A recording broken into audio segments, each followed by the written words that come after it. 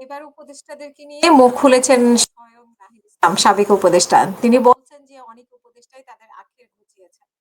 অন্তর্বর্তী সরকারের উপদেষ্টাদের অনেকেই বিভিন্ন রাজনৈতিক দলের সঙ্গে লিয়াজু করে ফেলেছে বলে অভিযোগ করছেন সাবেক উপদেষ্টা ও নাগরিক পার্টির আহ্বায়ক নাহিদ ইসলাম।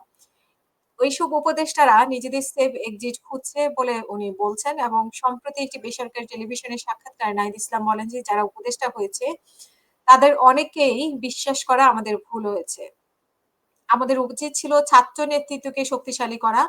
সরকারে গেলে আমরা সম্মিলিতভাবে যাওয়া এবং নাগরিক সমাজ ও রাজনৈতিক দলগুলোকে যে বিশ্বাস করেছিলাম বা তাদের উপর আস্থা রেখেছিলাম সেই জায়গাটা আমরা আসলে প্রতারিত হয়েছি। সাবেক এই উপদেষ্টা অনেক উপদেষ্টাকে নিজের আখের গুছিয়েছে বলে অথবা গণঅভ্যুত্থানের সঙ্গে বিশ্বাসঘাতকতা করেছে বলে মন্তব্য করেন।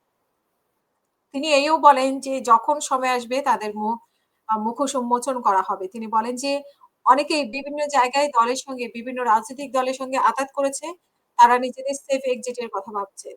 তারা মনে করে যে তাদেরকে ক্ষমতায় টিকিয়ে রেখেছে জাতীয় রাজনৈতিক দলগুলো এবং এই সাপোর্ট ছাড়া রাজনৈতিক দলগুলোর সাপোর্ট ছাড়া তারা সরকার পরিচালনা করতে পারত না।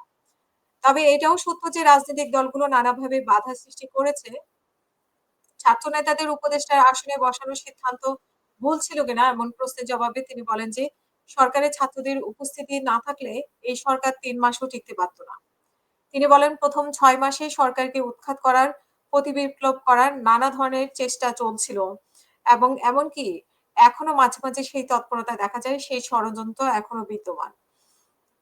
তাহলে মানে অন্যান্য উপদেষ্টারা দুর্নীতি করছে, ছাত্র উপদেষ্টারা দুর্নীতি করছে না, সেটা কি উনি বলার চেষ্টা করছেন কিনা বা উনার নিজের ব্যাপারেও বা উনার নিজের মতামতটা আমরা পরিষ্কার না।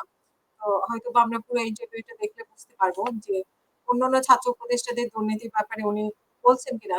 কিছু, কিছু উপদেষ্টাদের দুর্নীতির কথা বলছেন। কিন্তু ছাত্র উপদেষ্টাদের নামেও তো অনেক কিছু এসেছে এবং ওনার ব্যাপারেও মানে যদিও উনি একটা আ তার আয়-ব্যয়ের হিসাব দিয়েছেন, তারপরেও আ কিছুটা গোঁজামিল মনে হয়েছে।